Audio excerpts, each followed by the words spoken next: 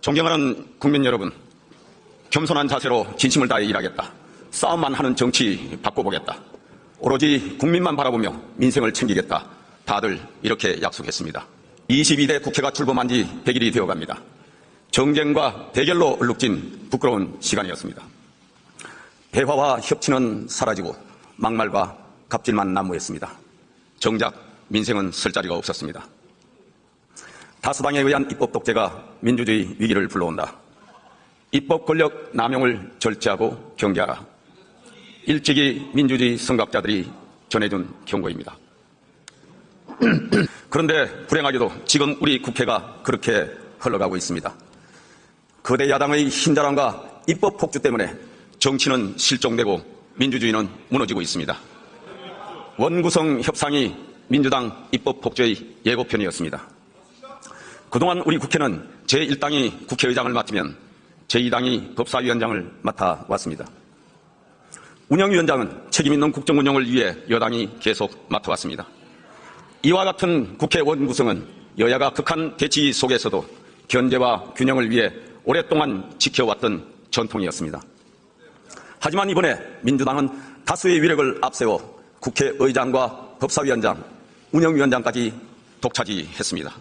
전통과 관행, 의회 민주주의 정신의 정면 부정이었습니다. 그리고는 입법 폭주에 시동을 걸었습니다. 지난 100일 동안 야당은 탄핵안 7건, 특검법안 12건을 발의했고 인사청문회를 제외하고도 13번의 청문회를 열었습니다. 대한민국 정부 수립 이후 문재인 정부까지 70여 년 동안 발의된 탄핵안은 총 21건에 불과합니다. 그만큼 탄핵은 함부로 써서는 안 되는 극히 예외적인 비상수단입니다. 중대한 헌법 법률 위반 행위가 있을 때 하는 것입니다. 하지만 민주당은 탄핵 소추권마저 정쟁의 도구로 삼아 마구잡이로 내던지고 있습니다. 더욱 개탄스러운 것은 탄핵안의 내용입니다. 김홍일 방통위원장과 직무대행을 잇따라 사퇴시키더니 이진숙 위원장은 임명된 지 단 이틀 만에 탄핵했습니다. 오로지 방송 장악을 위한 정략적 목적의 탄핵 남발입니다.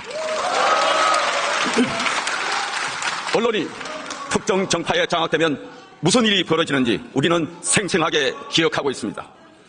미국산 쇠고기를 먹으면 뇌에 구멍이 뚫린다는 뇌송송 구멍탁 광우병 괴담, 전자파에 몸이 튀겨져 죽는다는 사드 괴담, 잠수함이 와서 충돌해 침몰했다는 세월호 괴담, 핵테러이자 제2의 태평양 전쟁이라는 후쿠시마 오염수 괴담. 이렇게 민주당이 괴담 선동을 시작하면 좌파 세력에 장악된 일부 방송은 확성기가 되어 대대적으로 확산시켰습니다. 그 피해는 고스란히 국민에게 돌아갔습니다.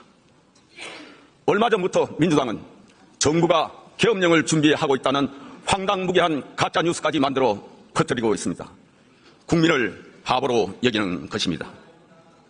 탄핵을 한다면 이런 거짓 괴담으로 대한민국을 혼란과 분열로 몰아넣는 이런 세력들을 탄핵해야 하는 것 아닙니까, 여러분?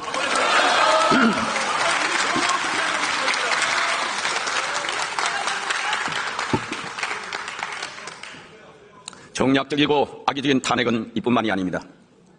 민주당은 이재명 대표 수사검사들을 상대로 탄핵소추안을 발의했습니다. 범죄 피의자가 수사검사를 탄핵하겠다는 그야말로 적반하장의 입법농단입니다. 법치주의를 근본부터 뒤흔드는 전대미문의 사법농단입니다. 이게 과연 정상적인 정당의 모습입니까? 우리 헌정사에 이런 정당이 또 있었습니까? 이 대표 대북 송금 사건을 담당했던 검사에 대한 민주당의 보복용 탄핵이 지난주에 헌재에서 만장일치로 기각되었습니다. 방탄용 표적 탄핵에 대한 준엄한 경고였습니다. 그런데도 민주당은 아직까지 사과 한마디 없습니다. 오히려 민주당은 검찰이 이재명 대표를 상대로 정치보복을 하고 있다고 주장합니다. 민주당에 묻습니다.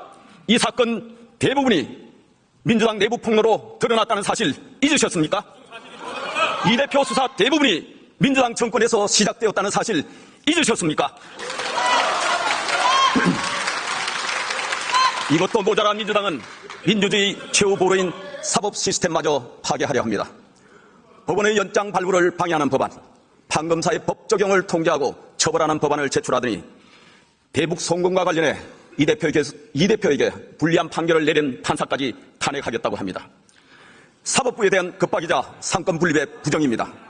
우리 헌정사에서 한 번도 경험하지 못한 입법 독재입니다.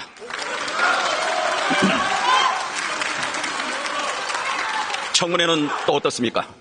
인사청문회는 물론 입법청문회, 청원청문회란 이름으로 온갖 기형적이고 위법적인 청문회를 잇따라 강행했습니다.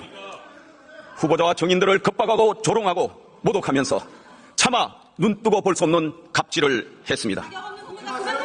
국회의 품격은 땅에 떨어지고 정치 혐오는 극에 달했습니다. 거대 야당의 정쟁 입법 강행 처리도 명백한 정치 횡포였습니다. 22대 국회 개원 이후 여야 합의 없이 거대 야당이 일방적으로 밀어붙여 본회의에 처리된 법안이 7건입니다.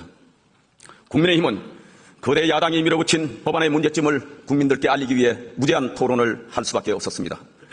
그리고 우리 당의 건의대로 대통령은 제2요구권을 행사했습니다.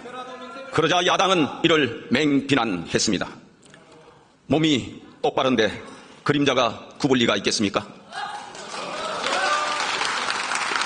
민주당이 일방적인 입법 폭주를 하지 않았다면, 여야 간의 합의를 통해 통과된 법안이라면 대통령이 왜 거부권을 행사하겠습니까? 대통령의 제2요구권은 입법부의 독주를 견제하라고 헌법에 있는 것입니다. 앞으로도 국민의힘은 특검을 남발하고 탄핵으로 급박하는 거대 야당의 폭주에는 결연하게 맞서 싸울 것입니다.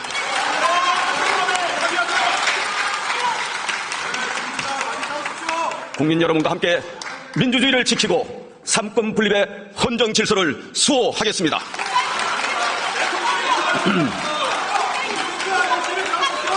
존경하는 국민 여러분, 여야 의원 여러분, 정쟁의 장으로 변질된 지난 100일간의 국회에서 민생은 설 자리가 없었습니다. 그런데 제가 진실로 답답하고 두려운 것은 민주당 입법 폭주의 끝이 보이지 않는다는 사실입니다. 왜냐하면 지금의 정치 태양과 극한 대립의 궁극적 배경에는 이재명 대표의 사법 리스크가 있기 때문입니다. 민주당이 민생은 외면한 채 툭하면 대통령 탄핵 운운하면서 극한 대결에 몰두하는 이유가 무엇이겠습니까? 이재명 대표 사법 리스크 방어용이라는 것 현명하신 국민들께서 다 알고 계십니다.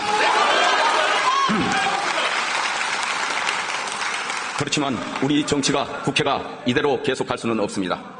한 해 농사를 수확해야 할 정기국회마저 정쟁으로 헛되이 보낼 수는 없습니다. 이재명 대표께 요청드립니다.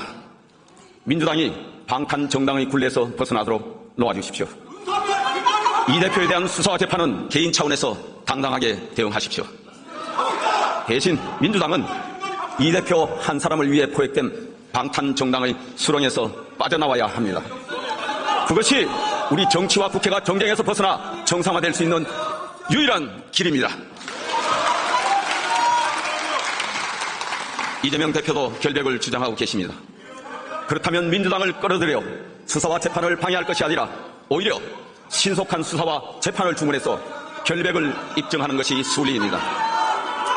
국민들도 수사검사에 대한 특검이나 탄핵, 판사 급박 같은 사법 방해를 보고 싶은 것이 아닙니다. 알고 싶은 것은 진실입니다. 민주당이 공당 본연의 역할을 되찾고 우리 국회가 정상화될 수 있도록 결단을 내려주시기 바랍니다.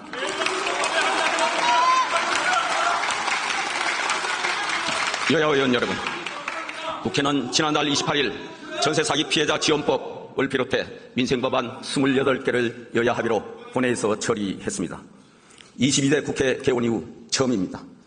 국민들께는 참으로 명구스럽지만 그나마 다행입니다. 여야 협치의 소중한 싹을 키운 만큼 이제부터 잘 가꿔서 풍성한 수확으로 이어가야 하겠습니다. 민주당을 비롯한 야당에 제안합니다. 이번 정기국회만큼은 정쟁을 내려놓고 산적한 민생 경제 현안을 챙기고 미래를 준비하는 데 온 힘과 정성을 쏟아 부읍시다. 이를 위해 민생 법안 처리를 위한 여야정 협의체를 하루빨리 구성합시다. 이와 함께 민생입법 패스트트랙을 도입합시다. 여야 간의 이견이 크지 않은 비쟁점 민생법안을 따로 분리해서 신속하게 처리하는 장치를 도입하자는 것입니다. 여야정 민생협의체와 민생입법 패스트트랙을 통해 민생법안들을 속도감 있게 처리해 나갑시다.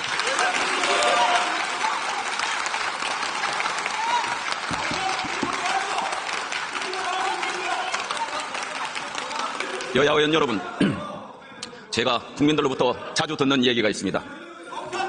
국회의원들은 우리보다 많이 배우고 잘난 사람들 아닌가? 그런데 정치인들은 우리 같은 사람도 잘 안 쓰는 막말을 마구 하더라. 그런 사람들이 우리 국민의 대표라니 창피하다. 얼마 전 민생 현장을 방문했을 때도 비슷한 이야기를 들었습니다. 차마 얼굴을 들 수가 없었습니다. 우리 정치가 언제까지 이런 소리를 들어야 합니까?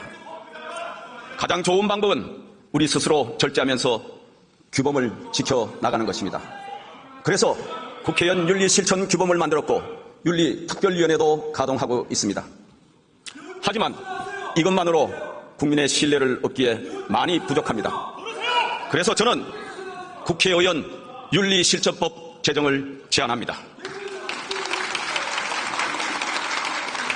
여러 군데 분산되어 있는 윤리 규정을 통합하고 추상적이고 선언적인 윤리 규정들을 구체화해서 법으로 만듭시다. 그래서 명예를 훼손하는 막말과 폭언, 인신공격, 허위사실 유포, 근거 없는 비방, 정쟁을 겨냥한 위헌적인 법률 발의를 하는 나쁜 국회의원들은 강하게 제재를 합시다. 중후와 적대적 표현은 강력하게 제재를 하는 영미의회, 명예훼손이나 모욕적 발언은 면책특권 적용을 제외하는 독일의회가 좋은 사례입니다. 우리 국회도 품위를 지키면서 윤리적 책임성을 높여갑시다. 의원 여러분의 적극적인 호응을 부탁드립니다. 존경하는 국민 여러분, 22대 국회 개원 이후 우리 국민의힘은 전국 각지의 다양한 민생 현장을 둘러보았습니다. 저도 쪽방촌과 돌봄교실, 의료파업 현장을 둘러보았고 중소기업과 소상공인의 애환을 들었습니다. 만나는 분들마다 제발 서민들 민생부터 살펴달라고 하셨습니다. 국민들의 힘든 삶이 무겁게 다가옵니다. 민생을 책임져야 하는 집권여당의 책무가 가슴을 짓누릅니다. 다행히 우리 경제가 조금씩 회복되고 있습니다. 우리 경제의 버팀목인 수출이 꾸준한 호조세를 보이고 있습니다. 원래 상반기 수출이 작년 동기보다 9.1% 증가해 세계 수출 상위 10개국 가운데 증가율 1위를 기록했습니다. 이런 추세라면 올해 사상 처음으로 일본을 제치고 세계 5위 수출 관광에 오를 것으로 기대됩니다. 무역 수지도 15개월 연속 흑자를 이어가고 있습니다. 올해 경제 성장률도 2.5% 내외로 전망되는데 소득 2만 불이 넘는 G20 국가들 가운데 가장 높은 수준입니다. 고용률은 6.3%로 30개월 연속 최고를 기록하고 있고 실업률은 2.5%로 역대 최저 수준입니다. 윤석열 정부 출범 이후 취업자 증가 수도 민주당 정부 5년간 월 평균 21만 명의 2배 수준인 42만 명을 기록하고 있습니다. 반가운 소식이 또 있습니다. 4월 소비자 물가는 2% 상승에 거쳐 3년 5개월 만에 최저 수준을 기록하였고 큰 변수만 없다면 2% 안팎에서 안정될 것으로 전망됩니다. 다만 역대급 폭염과 장마철 집중호우로 작황이 부진한 채소 가격이 불안한 만큼 정부는 추석 물가 안정 대책에 만전을 기해 주시기 바랍니다. 이렇게 거시경제 지표는 대체로 호전되고 있지만 국민들께서 경기 회복을 체감하기에는 아직 많이 부족합니다.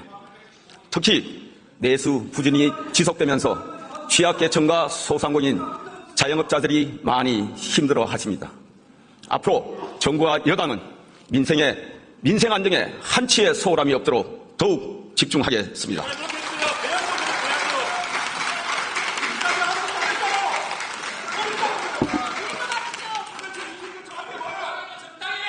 민생 안정을 위한 4대 정책으로 취약계층 보호 강화, 소상공인 자영업자 지원 확대, 추경호 대표님. 청년 지원 강화. 잠깐만요. 국민들이 다 지켜보고 있고 또 방청객들이 많이 보고 있습니다. 오늘은 국민의힘 원내대표께서 교섭단체 대표 연설을 하고 있는 중인데 견해가 좀 다르더라도 오늘은 그냥 경청을 해주시면 좋겠습니다. 네, 어제도 그랬는데, 네, 그렇다고 해서 매일 그렇게 할 수는 없고, 그래서 오늘 경청해 주시면 감사하겠습니다. 자, 계속하십시오. 민생 안정을 위한 4대 정책으로 취약계층 보호 강화, 소상공인 자영업자 지원 확대, 청년 지원 강화, 중산층 세부담 완화를 위한 세제 개편을 중점 추진하겠습니다. 첫째, 취약계층에 대한 재정 금융 지원을 대폭 확대하겠습니다. 윤석열 정부는 기준 중위소득을 3년 연속 최대폭으로 인상해 기초생활보장제도를 대폭 보강해 나가고 있습니다. 서민복지를 강조했던 문재인 정부는 저소득층 생계급여를 5년 동안 총 월 19만 6천 원 인상하는 데 그쳤지만 윤석열 정부에서는 금년 한 해에만 월 21만 3천 원 인상했습니다. 내년까지 포함하면 3년 만에 총 월 41만 5천 원을 인상합니다. 현 정부 3년간 연평균 생계급여 인상액은 166만 원으로 민주당 정부 5년간 연평균 인상액 47만 원의 3배가 넘습니다. 생계급여 대상자도 현 정부 출범 직전 152만 명이었지만 2026년까지 181만 명으로 확대해 나갈 것입니다. 앞으로도 우리 당과 정부는 어려운 서민과 취약계층을 맞춤형으로 더욱 두텁게 지원해 나갈 것입니다. 국민의힘이 두 번째로 중점 추진하는 민생정책은 소상공인 자영업자를 위한 대책입니다. 소상공인 자영업자의 어려움이 계속되고 있습니다. 폐업이 늘어나고 연체율도 올라가고 있습니다. 이에 지난 7월 정부와 여당은 25조 원 규모의 소상공인 맞춤형 대책을 마련해 시행하고 있습니다. 정책자금 대출 상환을 최대 5년으로 인상하고 7% 이상의 고금리를 4.5%로 낮춰 이자 부담을 줄였습니다. 임대료와 전기료, 인건비 부담도 덜어드리고 소상공인들의 취업과 재창업 지원을 위한 프로그램도 대폭 보강했습니다. 여기에 더해 내년에는 소상공인 지원 예산을 5조 9천억 원으로 역대 최대로 편성하였습니다. 골목 상권을 활성화시키기 위해 온누리 상품권 발행액을 5조 원에서 5조 5천억 원으로 늘리고 사용 대상도 대폭 확대했습니다. 전자상 거래와 연계한 유망 소상공인 지원을 위해 5천억 원 규모의 자금을 신설합니다. 과도한 부채 부담을 줄이기 위한 새출발 기금 규모도 현행 30조 원에서 40조 원 이상으로 확대하여 재기의 발판을 마련해 드리겠습니다. 셋째, 청년청 지원을 위한 다양한 정책을 펼쳐 나가겠습니다. 청년 일경험 지원 사업 대상자를 5만 8천 명으로 확대하여 미취업 청년들에게 취업 역량 강화의 기회를 제공하겠습니다. 학비 걱정 없이 공부할 수 있도록 현재 100만 명이 받는 국가장학금을 150만 명까지 늘릴 것입니다.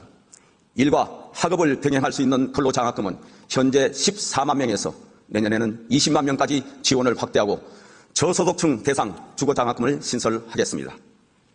청년 주택 청약에 당첨되면 분양가의 80%까지 저리로 대출해주는 상품을 출시해서 주거 안정과 자산 형성의 기회를 넓혀줄 것입니다.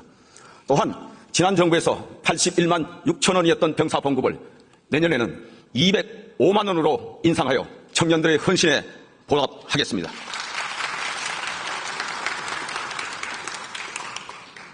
네 번째로 국민의힘은 중산층의 과다한 세금 부담을 덜어주기 위해 세제 개편을 추진하겠습니다. 먼저 종부세는 현 정부 출범 이후 일부 개선했지만 부담을 더 낮추는 방향으로 개편하겠습니다. 1세대 1주택에 대한 공제를 현행 12억 원에서 15억 원 이상으로 조정하고 다주택자 중과제도도 폐지하겠습니다. 우리 상속세율은 50%로 OECD 평균보다 2배나 높습니다. 20년 이상 세율과 과표를 방치해온 결과 이제는 아파트 한 채만 물려받아도 상속세를 내야 합니다. 기업 상속세는 최대주주 할증을 포함한 최고 세율이 무려 60%로 세계에서 가장 높습니다. 상속세 때문에 가압승계를 포기하는 중소기업이 속출하고 대주주들이 주가 상승을 억누르는 일도 다반사로 벌어집니다. 이래서야 어떻게 백년기업이 탄생할 수 있겠습니까? 상속세 완화를 부의 대물림으로 보는 것은 낡은 프레임입니다. 자본과 투자, 기술을 승계하고 일자리를 창출하기 위한 것입니다. 시대 변화에 맞게 상속세제 전반을 개편하겠습니다. 상속세 최고 세율을 낮추고 공제를 확대하고 최대주주 할증 과세는 폐지하겠습니다. 내년까지 상속세 부과체계를 유산세에서 유산 취득세로 개편하겠습니다. 금투세는 폐지하는 것이 올바른 방향입니다. 지금 우리 주식시장 환경에서 내년부터 금투세를 시행할 경우 투자자들의 해외 이탈이 가속화되고 단기 투기 매매를 촉발시킬 가능성이 매우 큽니다. 주식시장의 변동성이 커지고 청년과 중산층이 부를 형성할 기회가 줄어들게 될 것입니다. 시장의 예측 가능성을 높인다는 차원에서 금투세 폐지 결정은 빠를수록 좋습니다. 중산층은 우리 사회의 허리입니다. 과도한 세금, 징벌적 세금으로 휘어진 허리를 곧게 펴드리겠습니다. 여야가 함께 현장의 목소리에 귀를 기울이면서 진지하게 논의해 성과를 낼 수 있기를 기대합니다. 존경하는 국민 여러분, 우리 당과 정부는 민생을 세심하게 살피면서 미래를 위한 대비에도 만전을 기하고 있습니다. 저출생 대책, 국가 첨단 전략산업 육성, 기후 및 지방 소멸 위기 대응을 4대 중점 과제로 선정하여 힘있게 추진해 가겠습니다. 첫째, 저출생 대응 체계와 정책을 재정비하여 실효성을 높여 나가겠습니다. 저출생 대응은 지난 20년간 중요한 화두였습니다. 천문학적 재정을 투입했지만 출산율 반전에 실패했습니다. 보다 근본적이고 실효성 있는 접근이 요구되는 때입니다. 이제부터 범국가적 총력 대응 체계를 마련하여 가동하겠습니다. 인구정책 전반을 총괄 기획하는 컨트롤 타워로 부총리급의 인구 전략기획부를 신설하겠습니다. 이는 민주당의 총선 1호 공약이기도 합니다. 또한 선택과 집중의 원칙에 따라 일가정 양립, 자녀의 양육, 주거 3대 핵심 분야를 중심으로 구체적인 대책도 발표했습니다. 인구 전략기획부 신설을 위한 정부 조직법 개정안, 저출산 고령사회 기본법 개정안, 일가정 양립을 위한 모성보호 3법 등 저출생 대응 입법이 9월 본회의에서 처리될 수 있도록 야당의 적극적인 협조를 당부드립니다.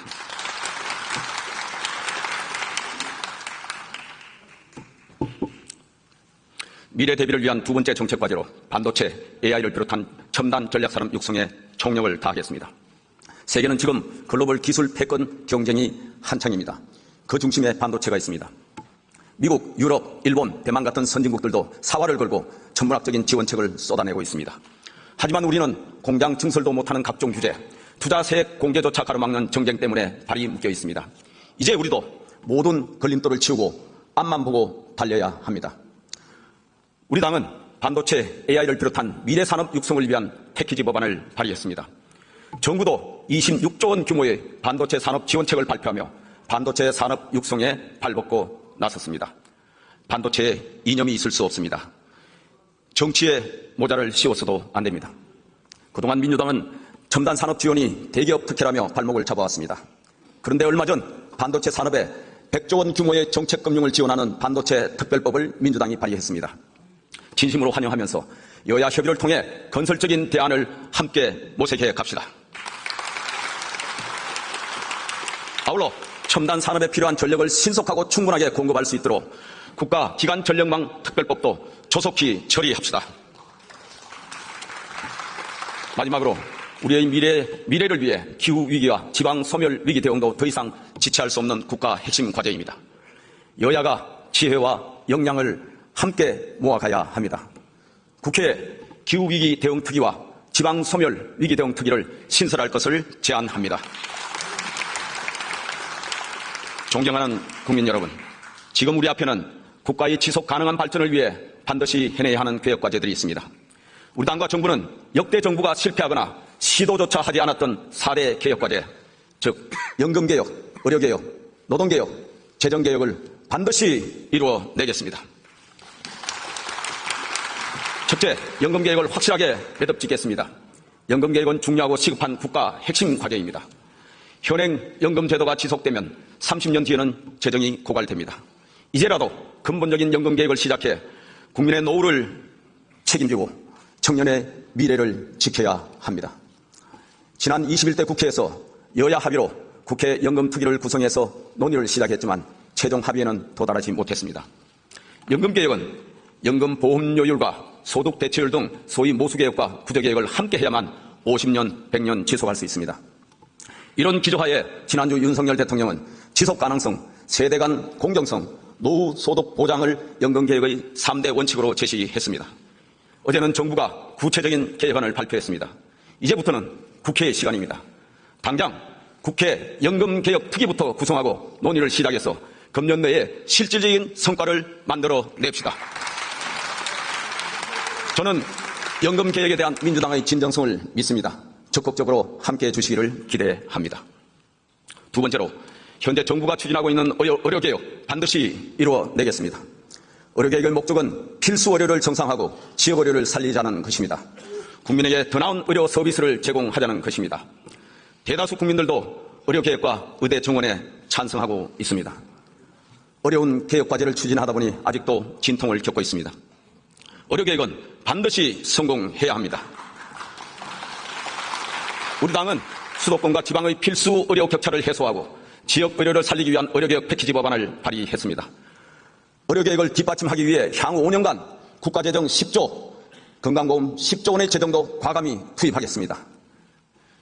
전공의들과 의대생 여러분께 간곡히 다시 한번 호소드립니다. 지금이라도 의료 현장과 학교로 복귀해 주시기 바랍니다. 국민의 생명을 지키고 의료 서비스 발전을 위해 함께 해 주십시오. 정부도 의료계와 전방위 소통을 해오고는 있지만 더욱 마음을 열고 대화에 나서 주시기 바랍니다. 최근에는 응급실 운영에 대한 우려가 제기되고 있습니다. 응급의료 공백은 환자의 생명을 위협하는 중대한 문제인 만큼 정부는 현장을 면밀히 점검하고 긴밀하게 소통하면서 빈틈없이 대응해야 할 것입니다. 특히 추석 연휴의 응급의료 대비에 만전을 기해 주시기 바랍니다. 이 시간에도 변함없이 환자 곁을 지키고 계시는 의료인들의 노고와 헌신에 다시 한번 깊은 감사를 드립니다. 세 번째로 노동개혁의 속도를 더욱 높여가겠습니다. 윤석열 정부 출범 이후 노사 법치를 확립한 결과 연례 행사였던 대규모 불법 파업이 사라졌습니다. 근로 손실 일수는 이전 정부에 비해 3분의 1 수준으로 줄었고 90%의 노조가 노조 회계 공시에 참여하고 있습니다. 건설 현장을 어지럽혔던 건폭을 추방했고 노조 간부 자녀 채용 비리도 바로잡았습니다. 앞으로는 노동시장의 유연성 확보와 이중구조 해결을 위해 중점 추진하겠습니다. 사용자와 근로자 모두에게 노동시간이나 노동 형태를 유연하게 선택할 수 있도록 해야 합니다. 중장년이 계속 일할 수 있도록 경직된 임금 체계도 개선해야 합니다. 아울러 우리 당은 미조직 근로자를 보호하기 위해 노동약자보호법을 제정할 것입니다. 임금 체불을 근절하기 위한 근로기준법도 조속히 개정해야 합니다. 야당의 적극적인 협조를 부탁드립니다. 네 번째로 재정개혁을 추진하겠습니다. 재정준칙의 법제화를 추진하겠습니다. 재정 건전성의 유지는 국가의 지속 가능한 발전을 위한 필수 조건입니다. 저출생 고령화로 세수 기반이 약해지고 복지 지출이 늘어나면서 재정이 어려워지기 때문에 미리 대비해야 합니다. 그래서 윤석열 정부는 재정 운영에 많은 제약이 있음에도 불구하고 3년 연속 건전 재정 기조를 이어가고 있습니다. 더구나 지난 민주당 정부 5년 동안 추경을 10차례나 편성하면서 국가 채무가 400조 원 이상 급증해 총 1000조 원을 넘어섰습니다. 가계부채도 무려 500조 원 증가해 총 1860조 원 이상으로 늘어났습니다. 국가도 가계도 건전성 확보가 더욱 중요해졌습니다. 허리띠를 바짝 졸라매야 할 상황입니다. 민주당이 주장하는 전국민 25만원, 35만원 무차별 현금 살표를 우리 당이 반대하는 이유도 바로 여기에 있는 겁니다. 나라빚을 내어 13조 원 내지 18조 원의 현금 살포 재원을 마련해야 하는데 당장의 인기만을 노린 무책임한 포퓰리즘입니다. 우리나라 환경 분야 1년 총 예산이 약 12조 원입니다. 농림수산 분야 총 예산은 약 25조 원입니다. 전국의 도로, 철도, 항만을 건설하는 SOC 총 예산이 26조 원 남짓합니다. 우리 의원들이 사활을 걸고 확보하려는 예산들입니다. 그런데 국가 전체 환경 분야 1년 예산보다 많고 농수산업 지원 예산, 국가 SOC 건설 예산의 70%에 가까운 18조 원이라는 엄청난 돈을 한꺼번에 선심성으로 무차별적으로 살포했어야 되겠습니까, 여러분? 이런 현금 살포는 30% 정도만 소비로 연결된다는 사실이 2020년 KDI 분석으로 밝혀졌습니다. 결국 효과는 미미한 반면에 가뜩이나 어려운 국가재정이 악화될 수밖에 없습니다. 민주당은 서민들 살기가 힘들다는데 왜 재정 건전성만 따지냐고 반문합니다. 무책임한 추경으로 방만한 빚잔치를 하면 당장 일부 국민들의 박수는 받을 수 있을 것입니다. 그런데 그 다음은 어떻게 하실 겁니까? 누가 그 빚을 감당할 것입니까? 갑자기 공짜 돈이 하늘에서 떨어집니까? 우리 자식들, 미래 청년 세대가 몽땅 떠맡아야 하는데 그게 과연 올바른 정책입니까?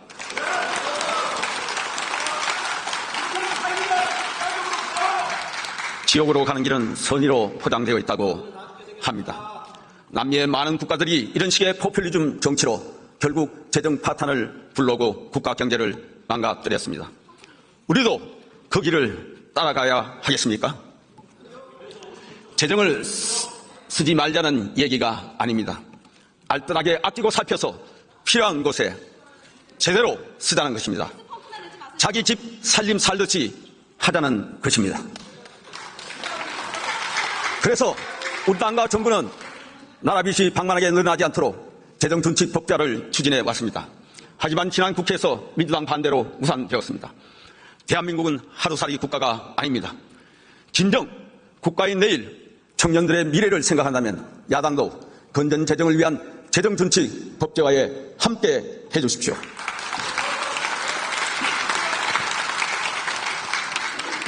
존경하는 국민 여러분, 흔히 계획은 혁명보다 어렵다고 합니다.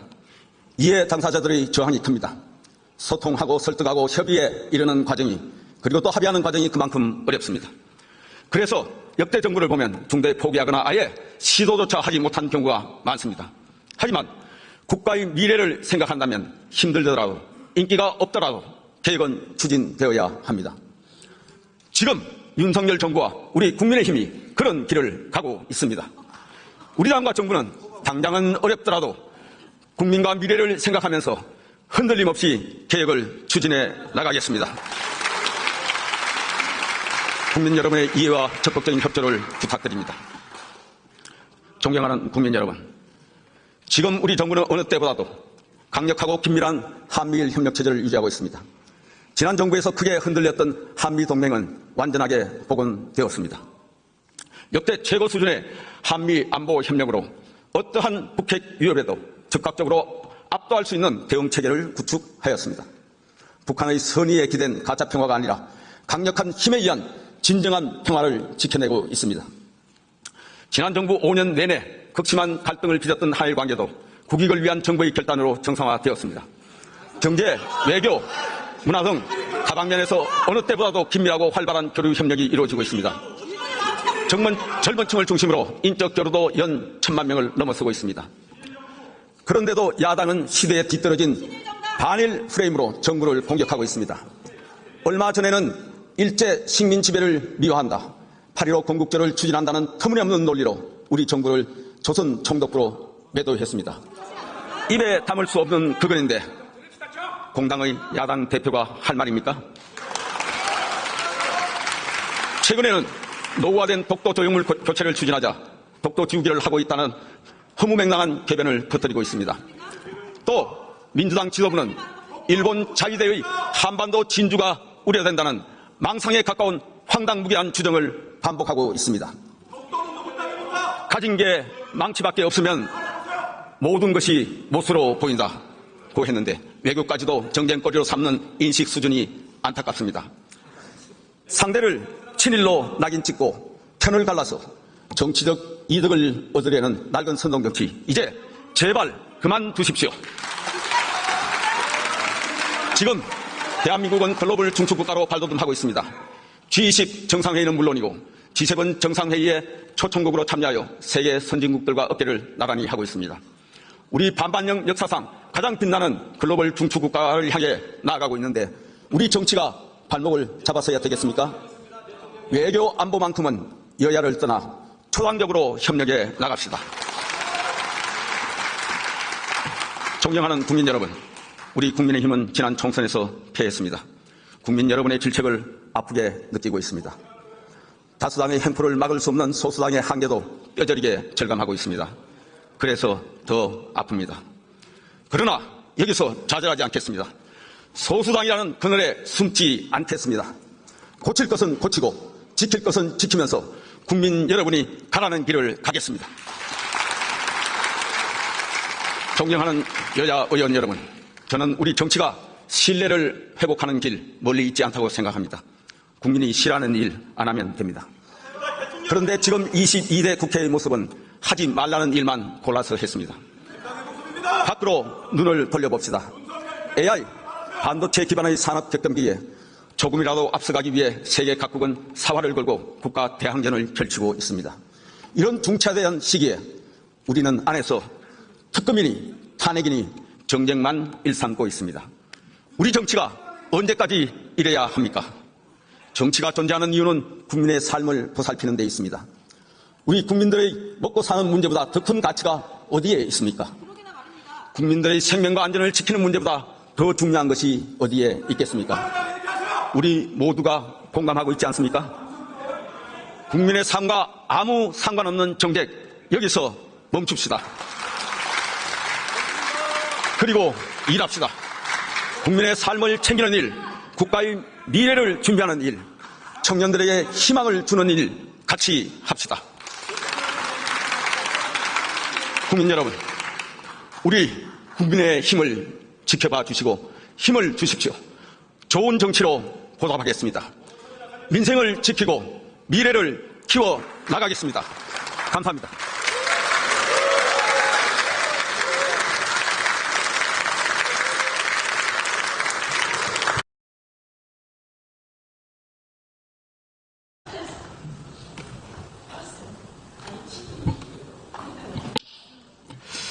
법사위 할 때도 제 질의 순서는 순탄케 넘어오지 않는데 본회의장에서도 제 순서는 순탄케 넘어오지 않는 것 같습니다. 존경하는 국민 여러분, 이하경 국회 부의장을 비롯한 선배 동료 의원 여러분, 한덕수 국무총리를 비롯한 국무위원 여러분, 국민의힘 보련서천 국회의원 장동혁입니다. 괴담은 공포와 불안을 먹고 자랍니다. 처음에는 설마하며 낭설로 취급되던 괴담도 반복적으로 주입되고 확대 재생산되는 과정을 거치면서 사실로 둔갑되는 경우가 많습니다. 특히나 내 삶을 위협할지도 모른다는 공포, 내 미래를 어둡게 만들 것이라는 불안감이 더해지면 괴담은 이미 우리의 머릿속에 파고들어 이성을 마비시킵니다. 이런 괴담 선동을 하기는 쉽지만 민주정치를 하기는 매우 어렵습니다. 무책임한 폭로는 단 한마디로도 충분하지만 합리적인 설명과 설득의 과정은 100마디, 1000마디 말로도 부족하기 때문입니다. 민주정치를 후퇴시키는 괴담 선동이 계속해서 우리 사회를 잠식하고 있습니다. 이들 괴담 선동 세력의 무책임한 의혹 제기와 조직적인 확산 시도로 국민적 갈등은 심화되고 사회적 혼란은 커져가고 있습니다. 26년 전 광우병 사태 당시에 통합민주당이 그러했고 오늘의 개헌몰이를 지도하는 더불어민주당이 그러합니다. 이들은 아니면 말고식의 던지기 수법으로 지금도 수많은 괴담을 만들어내고 있습니다. 최근 나온 독도 지우기를 비롯해서 건국절 추진, 계엄령 준비 등 셀 수 없이 많은 악성 괴담들이 정치적 목적으로 유포되고 있습니다. 그 과정에서 불거진 국가적인 혼란이나 국민적 고통에는 단 1도 관심이 없어 보입니다. 하지만 괴담 선동에 앞장섰던 정치인들도 그것을 이용해 소위 재미를 보았던 정치 세력들도 일말의 사과를 하거나 정치적 책임을 지는 경우는 단 한 번도 찾아볼 수 없었습니다. 어쩌면 이런 학습 효과 때문에 그들이 일시적인 쾌감을 잊지 못하고 괴담 선동 정치에 중독되는 것일지도 모르겠습니다. 지금이라도 무책임한 폭로와 괴담 선동에는 책임이 따른다는 것을 보여주어야 합니다. 질의를 시작하겠습니다. 한덕수 국무총리 발언 속으로 나와주시기 바랍니다.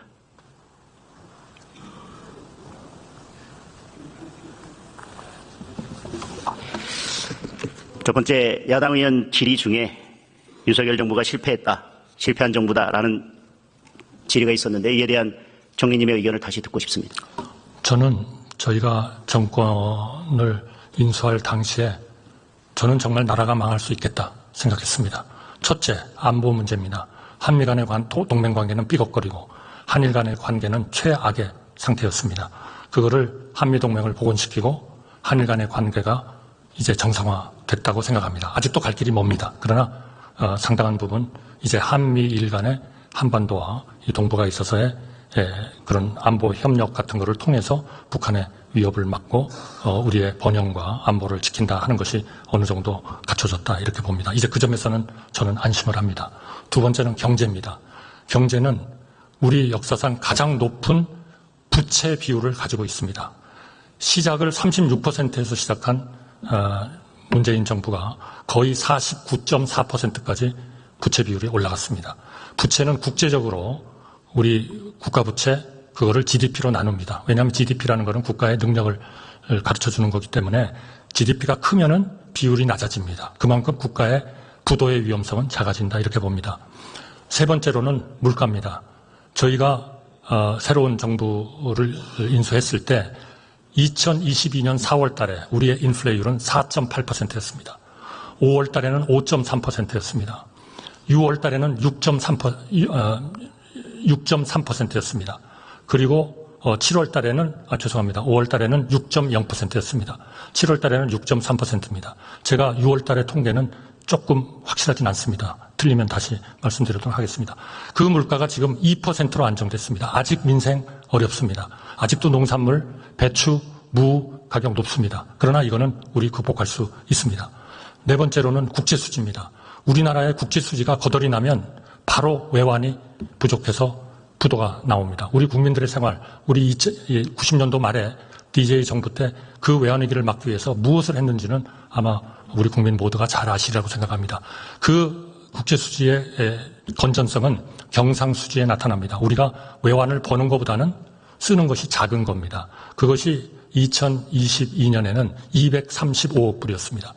2023년에는 그것이 350억 불 정도 됐습니다. 올해 이 경상수지는 730억에서 770억 불이 될 겁니다.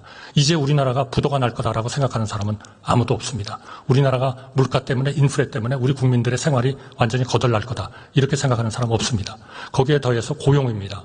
고용률은 우리 15세부터 64세까지가 거의 67% 가까운 그런 율로 7월 달 통계로 봤을 때 가장 높은 그런 숫자입니다. 그리고 군대 갔다 와서 취업을 하는 25세부터 29세까지의 청년들의 실업률은 72.3%입니다. 역사상 가장 높습니다. 민생 아직 어렵습니다. 아직도 배추값, 시금치값 비쌉니다. 정부가 총력전을 다해서 우리 국민들의 민생을 더 나아지게 하겠습니다. 그러나 그렇다고 해서 우리가 국가 안보를 정상화시키고 경제를 선방하고 국제수지를 방어하고 물가를 안정시키고 고용률을 역사상 가장 높은 고용률을 유지하고 국제적으로 비교해도 대한민국의 경제에 대해서는 OECD 쪽에서 가장 잘 운영되고 있는 나라 중에 하나로 평가하고 있습니다. 우리가 이러한 거를 우리가 조금도 부끄러워하거나 자랑스럽게 생각하지 않을 이유가 없습니다. 우리가 외국인들을 만나보고 우리가 해외에 가서 접해보면 대한민국 정말 변했다. 언제 그렇게 군수산업을 일으켜서 이 구라파에 유럽에 무기를 팔고 있느냐. 작년에 170억 불 수출했습니다. 앞으로 더 늘어날 겁니다. 우리가 이거를 정말 우리 반도체 자동차는 말할 필요도 없고요. 정말 우리가 이런 거는 우리가 좋은 하나의 그런 그 자부심을 가지고 더 잘하기 위해서 세계 6위, 5위로 더 진전하기 위해서 가야 됩니다. 레이건이 그런 얘기를 했습니다. 1964년 그 무엇을 선택할 것인가라는 그런 연설에서 지금 이 세상에는 left와 right라는 건 없다. 다만 up or down만 있을 거다 그랬습니다. 나라를 부강시키고 그리고 경제를 살찌게 하고 우리 민생을 더 살찌게 하는 그런 up을 향해서 위를 향해서 나가는 정책과 우리가 계속 더 후퇴하고 더 나빠지고 하는 다운을 향해서 가는 정책밖에 없다. 이런 얘기도 했습니다. 저는 레이건이 하는 얘기를 다 믿지는 않습니다만 적어도 우리가 현 시점에서 어떻게 우리 국정을 운영해야 되는가라는 것에 대한 좋은 저는 시사점을 주고 있다 이렇게 생각합니다. 감사합니다. 네, 그리고 윤석열 정부 들어서 외교에 대해서도 많은 성과가 있었다고 생각합니다. 대일 외교도 마찬가지라고 생각합니다. 그런데 야당에서는 대일 외교의 성과에 대해서 표명을 하고 조금 전에 야당 의원이 질의하셨지만 친일 매국 정권이다. 대통령실에 밀정이 있다. 이렇게 의혹을 제기하고 있습니다. 이에 대한 총리님의 의견을 듣고 싶습니다. 저는 우리가 일본에 대해서는 할 말은 한다. 그러나 한일 관계를 미래를 향해서 좀 더 진전시켜야 된다. 이런 입장을 가지고 있습니다. 올해 상반기에 우리의 수출 규모가 일본보다 32억 불밖에는 적지 않습니다. 아마 잘 우리가 운영을 하면은 올해 우리 역사상 처음으로 일본보다 수출을 더 하는 나라가 될 겁니다. 그리고 스탠드앤푸어스나 피치나 그리고 우리 모든 그 해외 신인도, 국가 신인도를 예측하는 그러한 그 기관에서는 한국을 일본보다 2단계 높게 평가하고 있습니다. 이것은 정말 우리가 자랑스럽게 생각해야 됩니다. 우리가 제 개인 말씀을 드리면 정말 공무원을 처음 시작했을 때 그때의 꿈은 뭐냐 하면 우리가 언제 한번 국제 수지를 흑자를 한번 낼 수 있을까? 언제 한번 우리가 그래도 일본의 기술력, 일본의 수출력 이런 것들을 좀 능가할 수 있을까?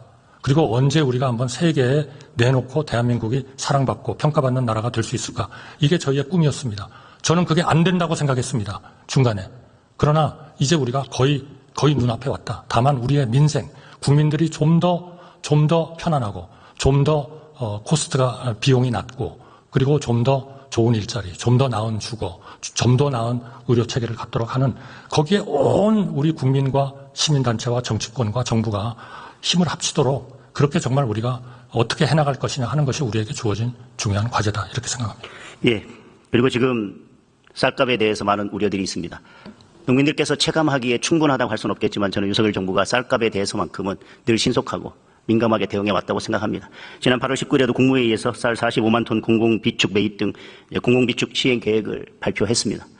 이것이 충분하지 않다 하더라도 계속해서 관심을 가져주시고 지금 정부에서 쌀값 안정을 위해서 어떤 노력을 하고 있는지 좀 간단하게 말씀을 해주십시오. 우선 그 추가적인 대책을 곧 하겠습니다. 저희가 이 쌀에 대한 정책은 우리가 소비가 계속 줄고 있고 공급은 그렇게 줄지 않기 때문에 우리의 그 수요가 있는 밀이나 콩 쪽으로 좀 이거를 전환을 좀 시키자. 거기에 따라서 필요한 지원을 하자 하는 생각을 하고 있고요. 특히 그 스마트팜, 젊은이들이 농촌에 가서 하고 싶어하는 이런 스마트팜을 적극적으로 육성을 해가지고 새로운 농업을 좀 만들도록 해보자. 그러나 쌀은 우리의 전통적인 중요한 하나의 우리의 그 식량이기 때문에 이 쌀에 대해서는 정부가 이거를 법으로 정해가지고 우리 수요와 공급을 맞추는 이런 노력을 좀 어렵게 만들지 말고 필요할 때 정부가 좀 역할을 해가지고 적절한 가격을 좀 유지를 하자 이런 정책을 하고 있습니다. 아마 곧 추가적인 대책이 나와서 특히 추수기에 우리 그 농민들이 너무 낮은 쌀 가격 때문에 어려움을 겪지 않도록 그런 정책을 추진하겠습니다. 예. 지금 야당에서 계속해서 계엄에 관한 이야기를 하고 있습니다. 총리님께서 보시기에는 지금 우리나라의 상황이 헌법에서 규정한 계엄을 선포해야 될 그런 상황이라고 판단하고 계신가요? 저는 어느 국민도 그렇게 생각하고 계시지 않으리라고 생각하고 또 세계 어느 나라도 대한민국이 계엄을 할 거다 이렇게 생각하고 있지 않다고 생각합니다. 이것은 만약 그런 얘기를 퍼뜨리는 분이 있다면 이건 정말 가짜뉴스를 퍼뜨리는 겁니다. 지금 상황에서 본다면 대한민국 국민 어느 누구도 지금이 계엄을 선포해야 될 상황이라고 하는 것에 대해서는 동의하지 못할 것입니다. 총리님 말씀하신 것처럼. 그리고 대한민국 지금 윤석열 정부에서 계엄에 대해서 단 일이라도 지금 검토를 하고 있습니까? 없습니다. 저는 그러리라고 믿습니다. 그럼에도 불구하고 야당에서 이 계엄을 계속 언급하는 이유는 곧 이재명 대표의 1심 선고가 있습니다. 거기에서 이재명 대표의 정치적 운명을 가를 그래서 이재명 대표가 더 이상 정치적 생명을 연장해 가기 힘든 1심 판결이 나온다면 야당으로서는 그 어떤 사태라도 준비하겠다. 그러니 정부에서는 계엄이라고 하는 것은 꿈도 꾸지 마라. 이런 저는 경고로 그렇게 들려집니다. 지금 계엄을 선포할 그 어떤 상황도 아닌데 계속해서 민주당이 이런 발언들을 계속하고 있는 것은 결국은 이재명 대표 1심 판결이 나올 경우에 대비해서 어떤 것들을 계획하고 있는지 그리고 계속해서 대통령에 대한 단행몰이는 할 것이고요. 그런 경우에 정부가 혹시라도 계엄 같은 것은 생각지도 말라라고 하는 미리 사전 경고 차원이 아닌가 그렇게 해석될 수밖에 없다고 생각이 됩니다. 총리님의 생각은 어떠신지요? 그 의도를 제가 명확하게 말씀을 드리기는 어렵지만 계엄이라는 것은 생각할 수도 없고 국제사회도 받아들일 수도 없고 그리고 헌법에 의해서 언제라도 다수당을 차지하고 있는 야당이 즉각 계엄을 해제할 수 있는 모든 그러한 권한을 가지고 있기 때문에 이거야말로 전형적인 가짜뉴스의 전형이다. 저는 그렇게 생각합니다. 예, 총리님 수고하셨습니다. 법무부 장관님.